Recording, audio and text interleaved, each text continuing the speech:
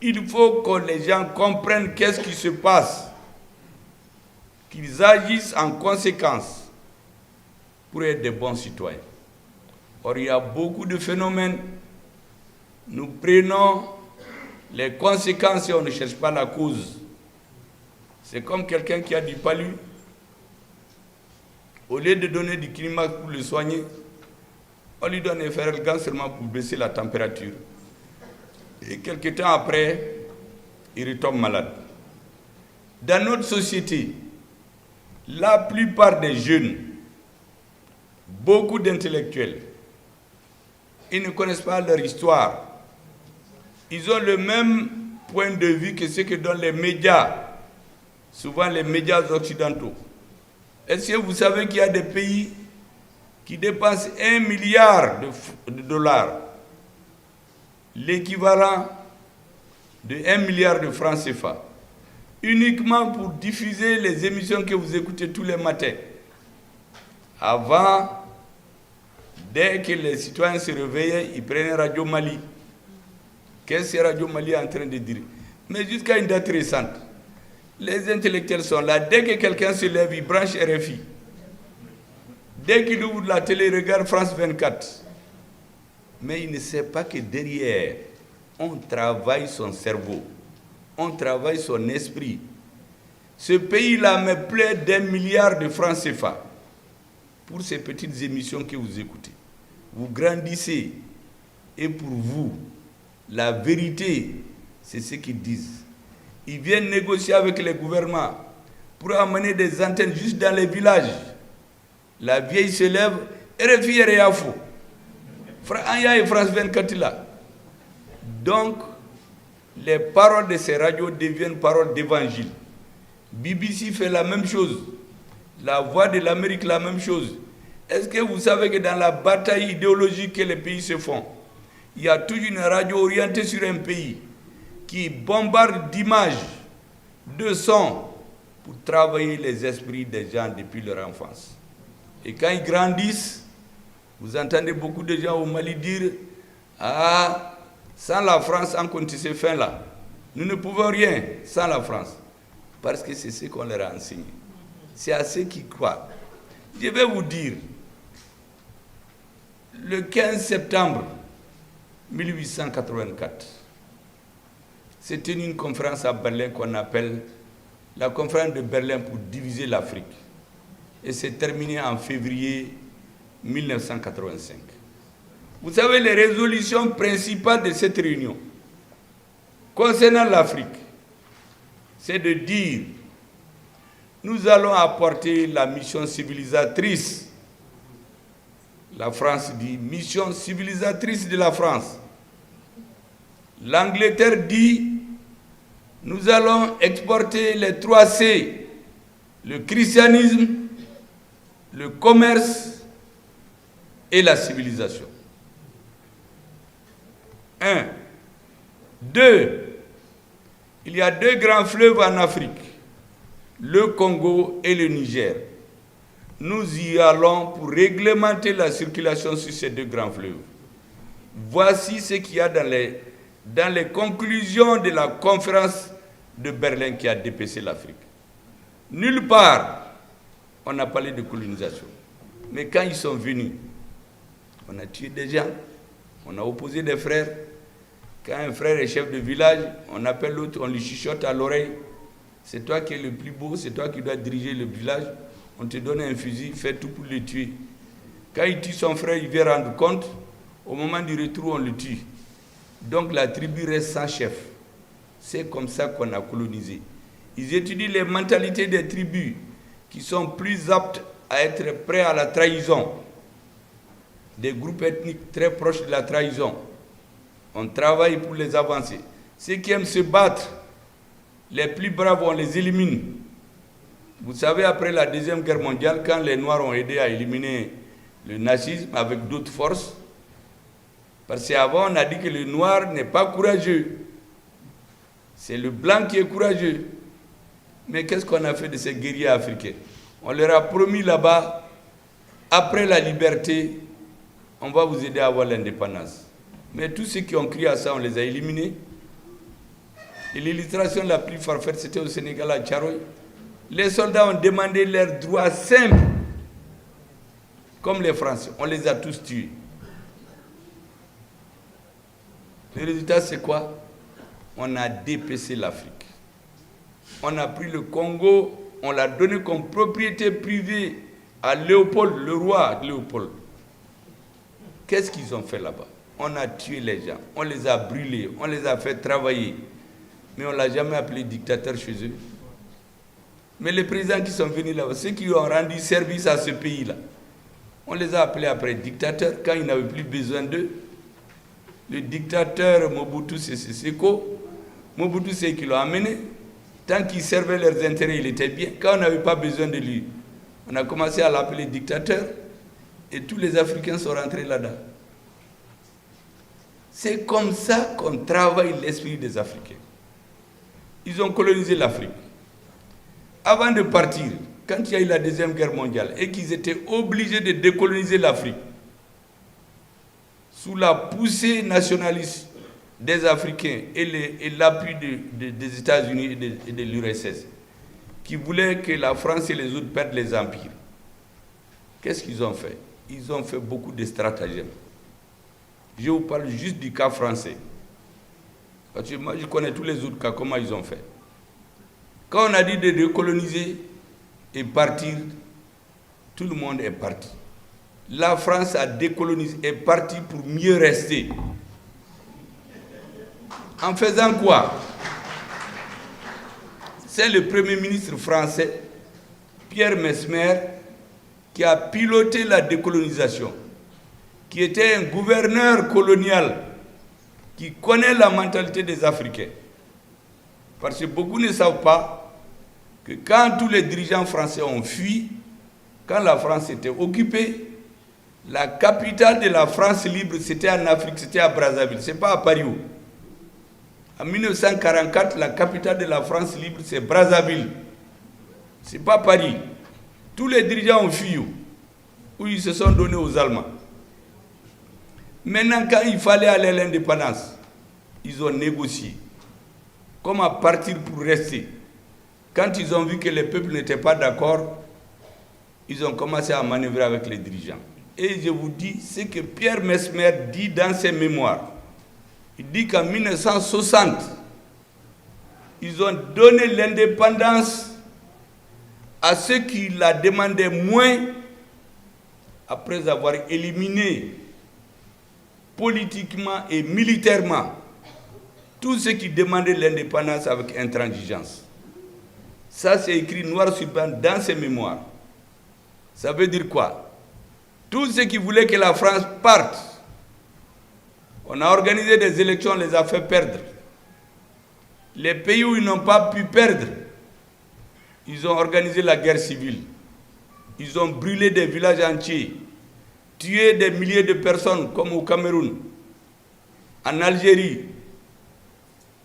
Mais là où les gens ont accepté, ils ont donné l'indépendance pour mieux rester. Ils ont signé le pacte colonial, les forces militaires dans votre pays, le CFA. Vous savez, les piliers de la France-Afrique. C'est le CFA. C'est une partie de l'intelligence. Vous allez prendre dans un pays, sur les 80, sur 100 leaders politiques, vous avez 99, quelques, comme il ne peut pas y avoir un demi-leader. Sinon, vous avez peut-être un. Tous les autres, souvent 100%, ils sont d'accord avec eux. Et la hiérarchie militaire, ils essaient d'avoir des hauts gradés qui sont avec eux. Quand ils ne sont pas d'accord avec un régime, le mécontentement est créé, on renverse le régime souvent. Souvent dans l'intérêt des populations, mais les gens ne comprennent pas. On a fait 30 ans, il y avait des chefs d'État qui les arrangeaient. Quand les chefs d'État ont commencé à dire non à la fin des années 80, Houphouët-Boigny leur a dit, je ne parle pas de sa politique, mais il leur a dit, l'Afrique c'est l'avenir de l'humanité. Aujourd'hui, on fixe le prix des matières premières chez vous. Dans 30 ans, dans 40 ans, on va les fixer en Afrique. On ne parlera plus des matières premières, mais le prix de l'acier en Afrique. Et c'est pourquoi j'ai dit aux gens l'autre jour, les Africains doivent faire que le prix du cacao soit fixé à Abidjan ou au Ghana. Le prix de l'or au Mali, au Ghana, en Afrique du Sud. Mais c'est chez eux. Est-ce que vous comprenez? Quand vous faites Addissa, à la place de la mission civilisatrice, on a amené la démocratie. En 2 ans, tous les régimes ont été renversés. Parce que ces gens qui ont compris, il faut les enlever et amener d'autres. En s'appuyant sur des revendications légitimes de la population. Qu'est-ce qu'on a fait?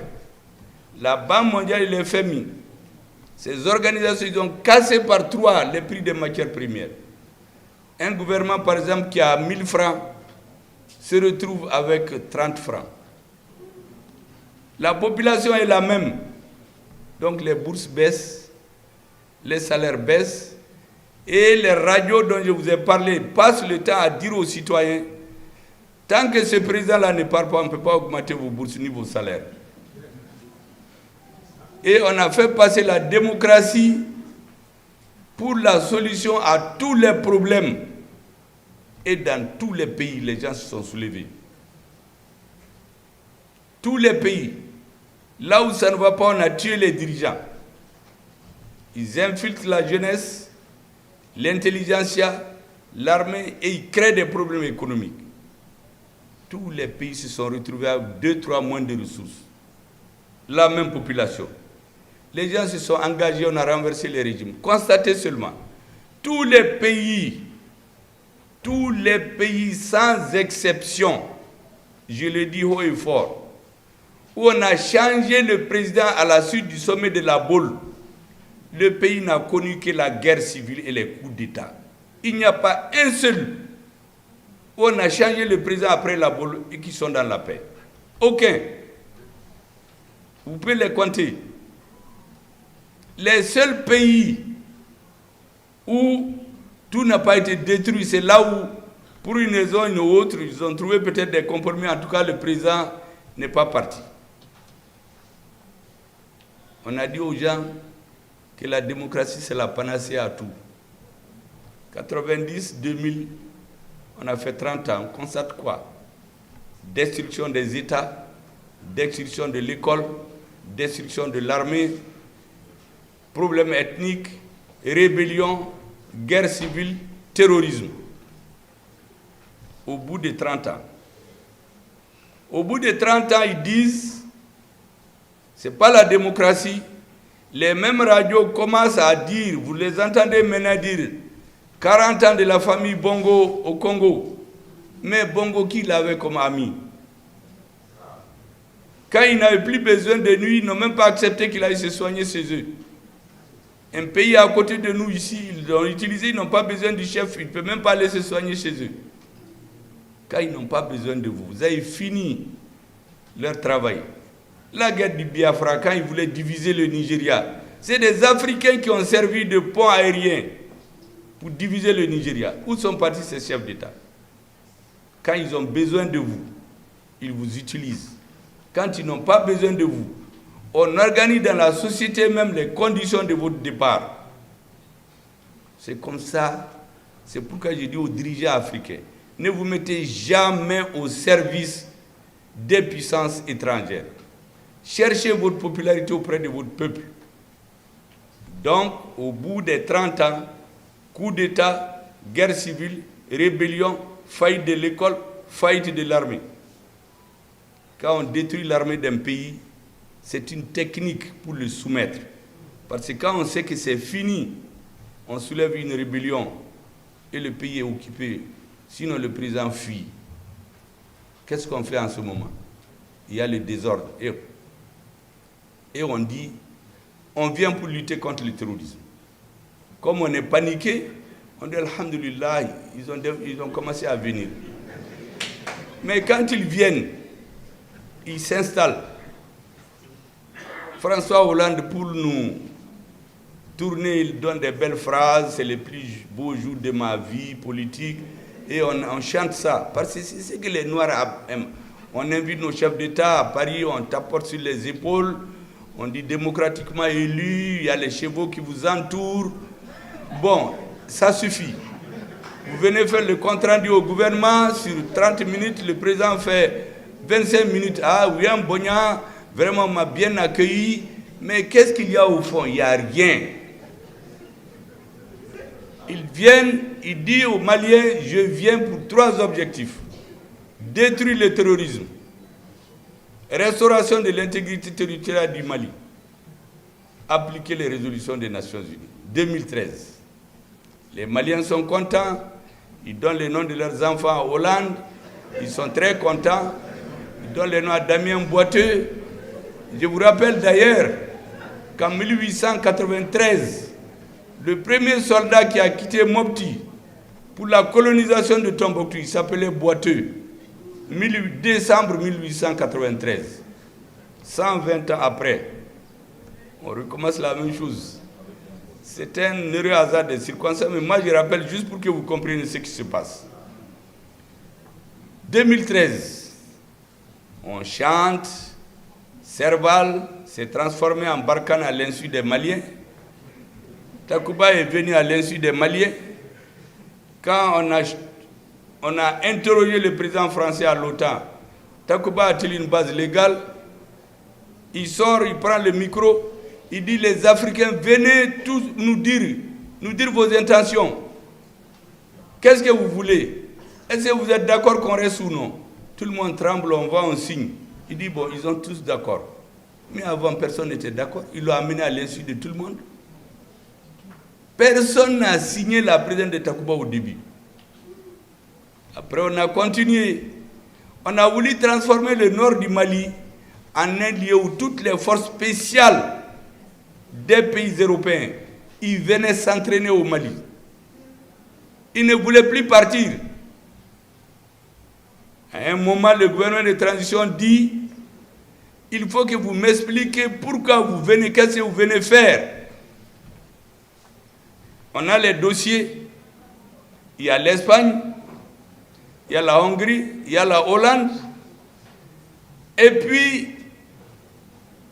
il y a la Suède, disons. Les Suédois viennent, les Français leur disent venez, on les installe chez nous. On dit mais quelqu'un qui veut aller à Paris là, quand votre parent vous invite, il vous faut le visa après l'invitation. Ibeka les avait invités, mais c'est écrit dans les accords qu'il faut un visa, qu'il faut les conditions de déploiement de vos forces, il faut le dire au gouvernement. Ils ont refusé. Nous leur avons dit plier bagages. On a fait des mois. Finalement, le Parlement suédois a vu la position du gouvernement. Il a dit aux Hollandais, il faut rentrer. Donc les Suédois sont rentrés chez eux. Et on a mis fin à cette histoire de Takuba, qui n'apportait rien au Mali. Personne ne l'a étudié. On va prendre de l'argent dans les pays arabes. Après, on va peindre des vieux équipements pour les donner aux chefs militaires ici. Celui qui dit non, il voit le président, on te fait sauter. Parce que le président, ils ont son oreille. Parce qu'il est démocratiquement élu. Et chaque fois qu'ils veulent de quelqu'un, tu es démocratiquement élu. Et tu fais ce qu'ils veulent. Je viens de vous dire, chez nous, ils ont eu l'autorisation de venir au Mali. Mais ici, Assimi Goïta leur a dit, mais où est le visa? Ils n'ont pas le visa. On a dit, allez-y, retournez chez vous. Et on a renvoyé Takuba chez Moulika Bafanka. Je vous ai parlé tout de suite de ce que les gens font. La hiérarchie. On dit la démocratie. L'armée est détruite. On a fait 7 ans. On nous a dit que c'est pour détruire le terrorisme. C'est ce que Hollande avait dit.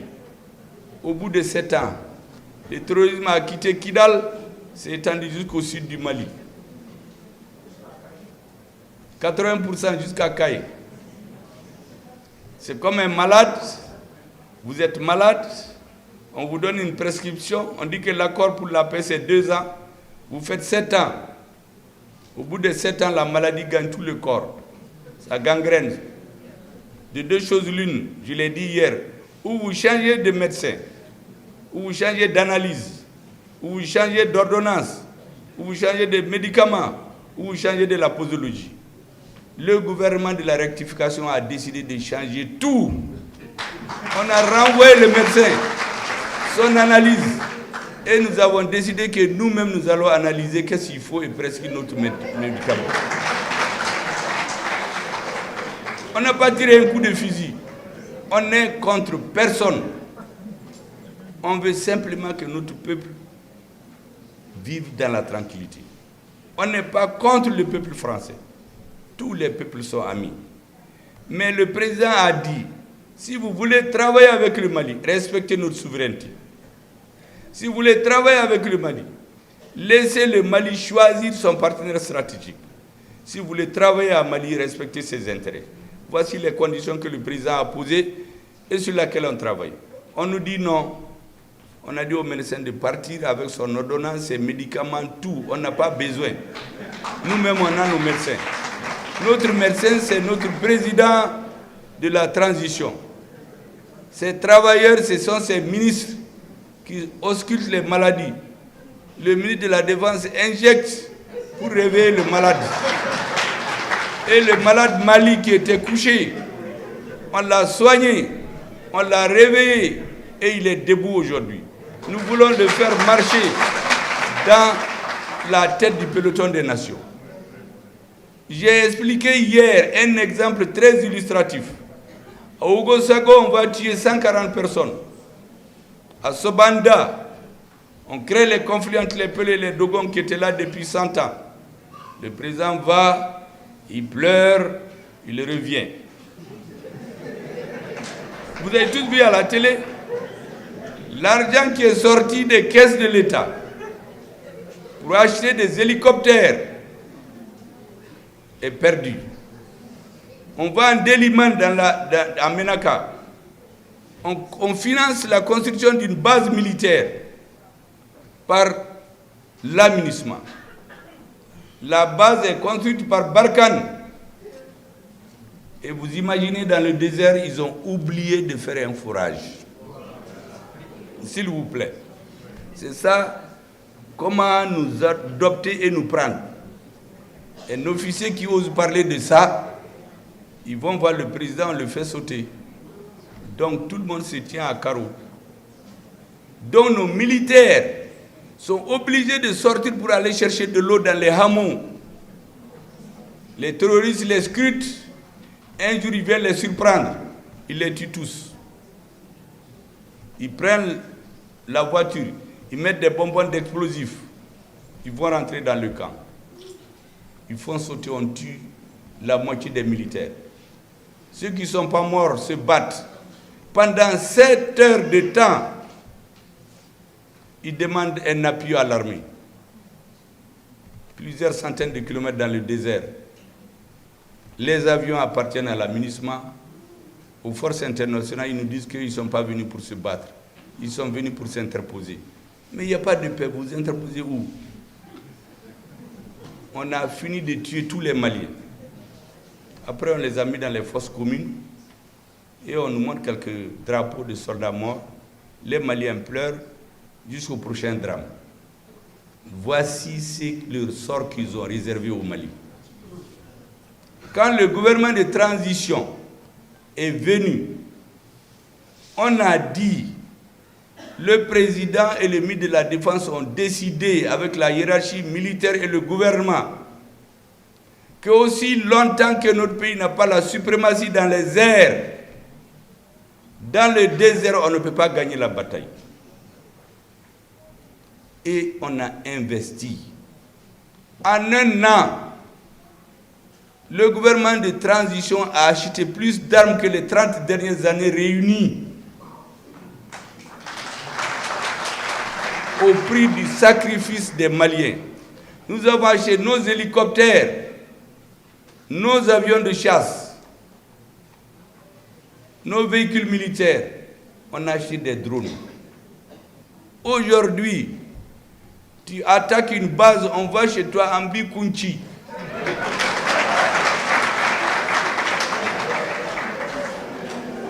Vous avez vu ce qui s'est passé? Vous alignez 400 véhicules, un hélicoptère, on les détruit tous. Il fallait le faire. Mais on nous avait destiné à rester toujours comme ça. Pour que les présidents passent, on prend un autre démocratiquement élu, auprès de 20-30 ans, toute la génération la parte. Ceux qui viennent, ils font du bruit, ils aiment l'argent, voyager dans les hôtels, ils n'ont aucun idéal. Vous allez constater. En ce moment, ils vont se confier à eux. Venez nous aider. Ils viennent, ils reprennent l'Afrique sous une autre formule. Vous savez, quelqu'un m'a dit l'autre jour qu'on leur aurait dit, ne vous tuez pas. Ce qu'il y a à Menaka seulement, c'est plus que ce qu'il y a dans tout le Koweït au-dessous de la terre. Donc les Français ne quitteront jamais.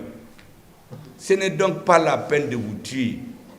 Débrouillez-vous, je fais mon mandat, un autre vient, il va, parce qu'ils sont convaincus qu'il ne peut pas se trouver des hommes en Afrique qui vont dire qu'ils ne sont pas d'accord. Ce sont ces hommes-là que les Maliens ont trouvés.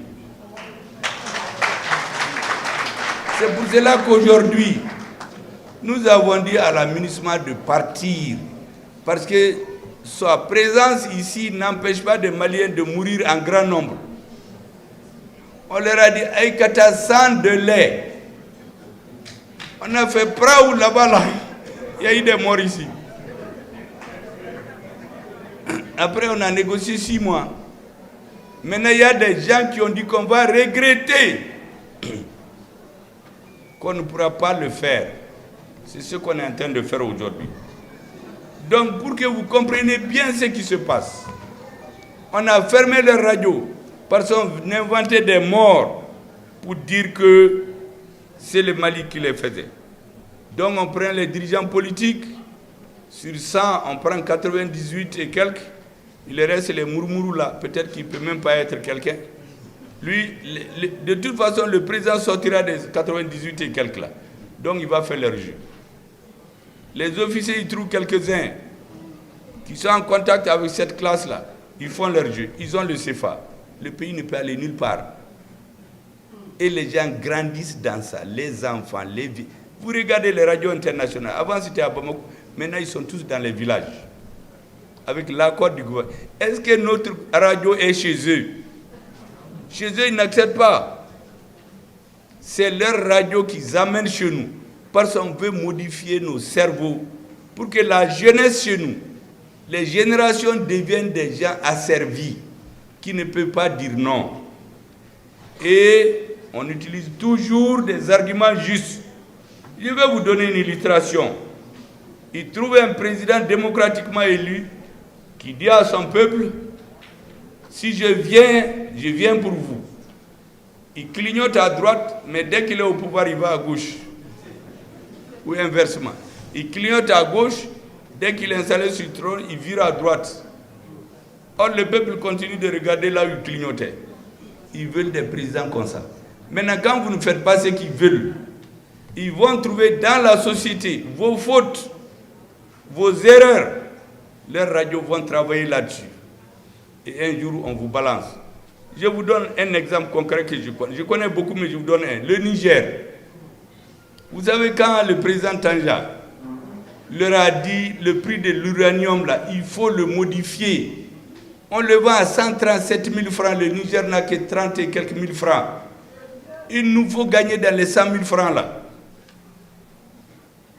On a fait traîner les négociations jusqu'à ce qu'il a commencé son Tazarché. 3e mandat. Comme on a mis dans la tête des Africains que 3e mandat, c'est un crime. Mais dans leur pays, quand ils étaient à nos niveaux de développement, il n'y avait pas de limitation de mandat. La France, le président faisait 14 ans, jusqu'à ce qu'il meure, une personne ne l'enlève, ou bien si on le bat. Mais quand ils ont atteint un niveau de développement, ils se sont dit, on ne peut plus accepter que quelqu'un vienne chez nous pour durer au pouvoir. Donc à force de le dire, tous les Africains sont rentrés là-dedans. Il faut l'alternance. tu fais 10 ans, on te corrompt, tu fais ce qu'ils veulent, tu quittes, ils mettent un autre à sa place. Ça, ce n'est pas de l'alternance. Un président qui met celui qu'il veut avant de partir. Mais ça, c'est de la rotation, ce n'est pas de l'alternance. L'alternance, c'est quand tu te bats, tu viens. Mais en France, les présidents qui sont élus, souvent ils sont élus contre le président en place. Ça, c'est l'alternance. Mais en Afrique, on te dit, tu fais ton temps. Avant de partir, tu mets celui que tu veux. Il va à la même école. Entre-temps, vous avez des immeubles, vous avez de l'argent dans les comptes chez eux, tu prends ta famille, bétail. L'autre fait ses 10 ans, il part. Mais le niveau de développement économique des pays ne change pas. Ça, c'est la rotation. Ce n'est pas de l'alternance. Donc, comme les Nigériens voulaient plus de deuxième mandat, on a utilisé ça, tout le monde parle de ça. On est venu, on a renvoyé Tanja. Le prix de l'uranium n'a pas bougé. Donc ce qu'il refusait là, on l'a renvoyé et tout le monde a applaudi pour ça. Mais est-ce que le pays est plus développé? Est-ce que vous savez que le Niger, pays qu'on dit pauvre là, c'était le seul pays francophone le moins endetté en Afrique, après la Guinée équatoriale, qui avait du pétrole, sous Tanja. Mais quand on l'a renvoyé, aujourd'hui c'est l'un des pays les plus endettés. Un pays non endetté qui voulait vendre son inarium 2-3 flux. On a renvoyé le président, on a amené des gens. On distribue l'argent, on voyage, on donne RFI. On amène un président qui vient dire à ses soldats, il faut faire attention. Hein. Les terroristes là sont plus forts que vous. Si vous mourrez pour rien. Donc vraiment, il faut arrêter de vous sacrifier pour rien. En même temps, on libère tous les terroristes qui vont tomber sur l'armée. Ils font des milliers de victimes. Et leurs radios disent, ah oui, leur armée ne vaut rien. Depuis quelque temps, on ne fait que les tuer. Voici comment les gens font. Il faut bien que vous les jeunes, vous compreniez. Il faut avoir une grande capacité de discernement. Quand il y a un dirigeant en place là, c'est comme vous dites dans les radios là, c'est pas ce qui est important. Mais qu'est-ce que vous voyez dans votre pays? Or chez nous, les gens, ce qu'on pense, la communauté internationale. Un exemple, je vous dis, le Niger, il y avait eu un coup d'État là-bas. Mais il y avait des pays qui ne voulaient pas dire coup d'État. Parce que quand ils disent coup d'État, tu chasses tes bases. Maintenant, ils sont mécontents, ils disent, bon, c'est un coup d'État. Donc nous, on va partir maintenant. Mais le coup d'État, il est depuis le 26 juillet. Est-ce que c'est hier qu'on donne ce qualificatif-là? Parce qu'on était en train de voir si c'est des gens dociles. S'ils étaient dociles, là, on n'allait rien dire.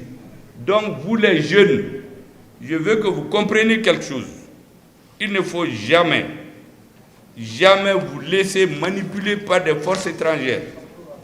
Et aujourd'hui, j'ai comme je dis, certains clignotent à droite, ils vont à gauche. On a vu un leader malien ici qui est allé au Niger pour donner des leçons au président du Sénégal de ne pas faire un troisième mandat, pour qu'on ne l'enlève pas. Bon, celui du Niger, lui, il est tombé. Mais le monsieur qui dit ça lui-même, moi je sais, il était dans un poste de 2 mandats. Quand il a fini, il a voulu rester. Il a fallu qu'on vienne le renvoyer. Après lui, il va donner des leçons aux gens. C'est comme ça qu'on manipule les Africains. Il faut avoir du discernement dans ce qu'on dit et dans ce qu'on fait. Notre pays aujourd'hui a besoin d'un certain nombre de choses. Nous sommes en guerre. Il faut que notre population ait un esprit d'un peuple en guerre. Aucun peuple dans l'histoire n'a recouvré sa dignité et sa souveraineté s'il n'a pas d'eau, s'il n'a pas fait des sacrifices. Aucun. Tous les grands peuples que vous voyez là, qui ont des armées, la première des choses, quand un président vient, il s'occupe de l'armée. L'armée, c'est la colonne vertébrale d'une nation. C'est comme les hommes. On peut vous couper les membres, l'oreille, les pieds. Mais si on vous casse la colonne vertébrale, vous n'existez plus. Tout président qui néglige l'armée, c'est qu'il travaille pour autrui. On va lui donner beaucoup d'argent pour vous mettre des bonbons dans la bouche, mais en réalité, dans 10-20 ans, on va vous prendre. Et respectez et soutenez l'armée. quels que soient les sacrifices que vous avez, il y a des gens qui meurent là-bas. Ils sont dans le soleil, ils sont dans le vent, ils sont dans le sable. Ils ne savent même pas ce qui se passe. Ils peuvent mourir. Mais un jour, le Mali sera un. Et c'est leur travail. Tout ce dont ils ont besoin, c'est votre soutien, vos bénédictions, sans faille, sans condition. Pas des gens qui disent oui, il faut la paix, le gouvernement doit aller vers la paix. Mais le gouvernement n'a jamais refusé la paix. Mais tu viens, tu me frappes. Tu manges mon argent et le lendemain on dit je fais la paix avec toi quand tu vas me frapper. Mais je ne vais pas accepter. Le représentant de Barkhane l'a dit ici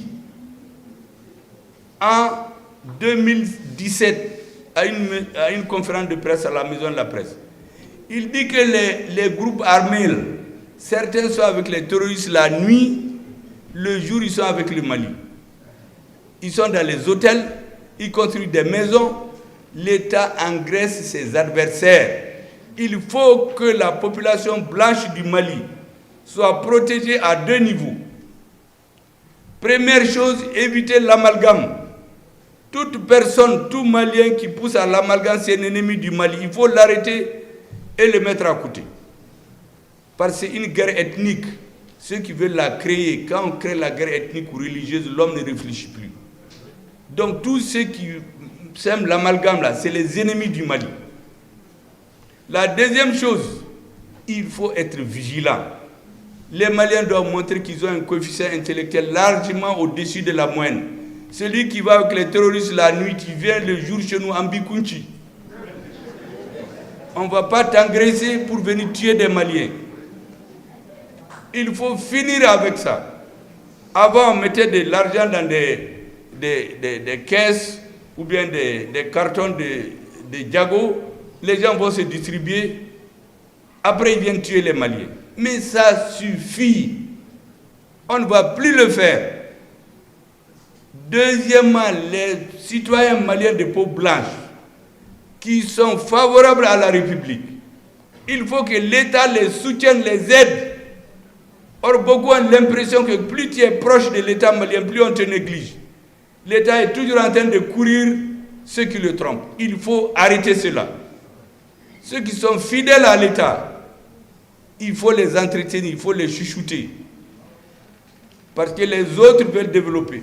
Je vous ai dit qu'en 2012, quand on a tué les Maliens, on les a tous tués d'une balle dans la tête. Mais les Touaregs et les Arabes, on les a égorgés, on les a éventrés pour les punir pourquoi ils sont fidèles à l'État malien. Sinon, quelqu'un qui est mort déjà, comme je l'ai dit tantôt, Cabri mort là, qui le met au frigo au soleil, qu'est-ce que ça change? Mais on a déchiré les ventres pour sortir les intestins, pour terroriser les Maliens et les autres Touaregs et Tamashés. Leur dire ne restez jamais fidèles à l'État malien. Bon, ces gens-là, est-ce que vous imaginez leurs mères, leurs femmes, s'ils apprennent qu'à cause de l'amalgame, on s'est en pris à leur famille? Celui qui fait l'amalgame, c'est l'ennemi du Mali. Les gens qui sont avec l'État malien, il faut les soutenir. Ensuite, notre armée, elle doit être soutenue sans condition. Sans condition et massivement, c'est tout ce qu'elle veut aujourd'hui. Parce que le Mali a fait le sacrifice, il lui a donné les armes pour se battre. Notre pays aujourd'hui n'a besoin de personne, sauf de Dieu, du peuple et de ses partenaires stratégiques, pour aller là où il veut. Et ceux qui ont dit que le Mali ne va pas prendre les bases laissées par la MINUSMA, on leur donne l'engagement, le Mali va les prendre. Celui qui dit que le Mali ne va pas les prendre, c'est lui qui va perdre le jeu. Ils vont gagner des guerres. La guerre, ils ne la gagneront jamais. Ils peuvent gagner des batailles. Souvent, nos soldats peuvent perdre. Mais globalement, le Mali va gagner la guerre contre le terrorisme. Parce que notre lutte est juste. Notre peuple a compris. Notre peuple est debout. Donc soutenez notre armée sans condition.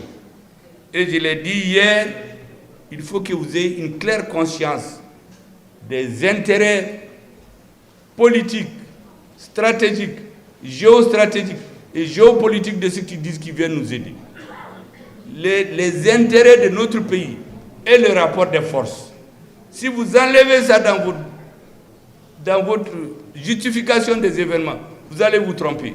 Ils vont vous amener ici l'indépendance, la démocratie, la lutte contre le terrorisme, on ballotte les générations, et plus on avance, plus on a une société où on ne trouve pas de dirigeants qui peuvent s'arrêter debout et dire non.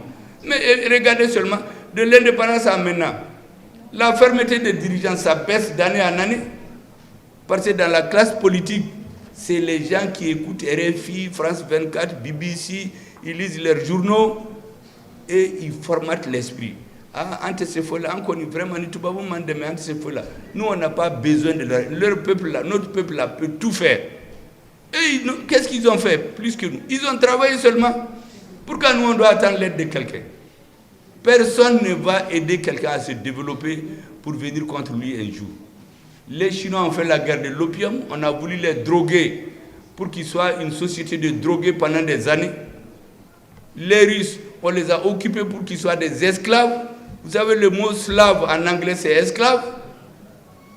Les Américains, c'était une colonie. C'était colonisé. Ils ont fait la guerre civile. Ils se sont tués entre eux. Et quand ils sont venus à la tête, des jeunes de 30 ans et des vieux de 80 ans se sont retrouvés. Ils ont fixé les nouvelles règles du jeu, qui sont différentes de ce qu'on vient leur dire. Tous ces pays qui se sont développés ne l'ont pas fait en comptant sur autrui. Or, nous, on nous met dans la tête que sans les autres, on ne peut rien faire. J'ai fait tout ce long développement, mesdames et messieurs les jeunes, parce que vous êtes l'espoir du Mali. Vous devez comprendre. Ce que notre génération a perdu, il ne faut pas que vous la perdiez.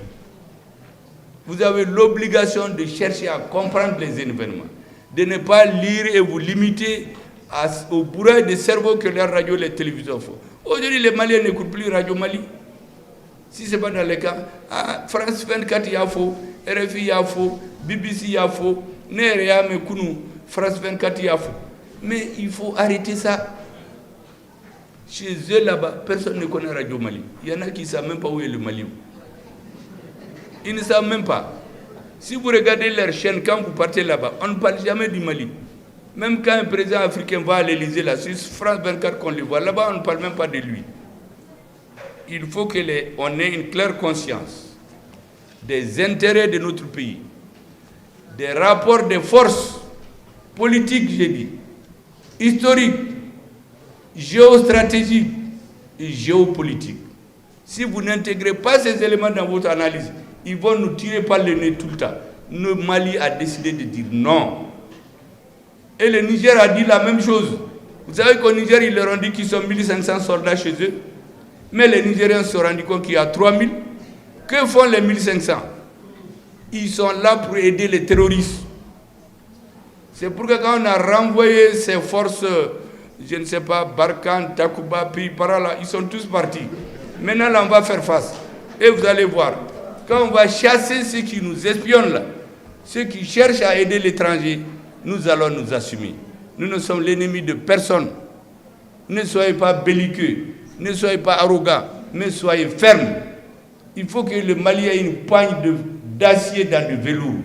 Personne ne peut plus nous soumettre encore. Voilà ce que je voulais vous dire. Et la jeunesse, vous devez porter ça. Merci bien.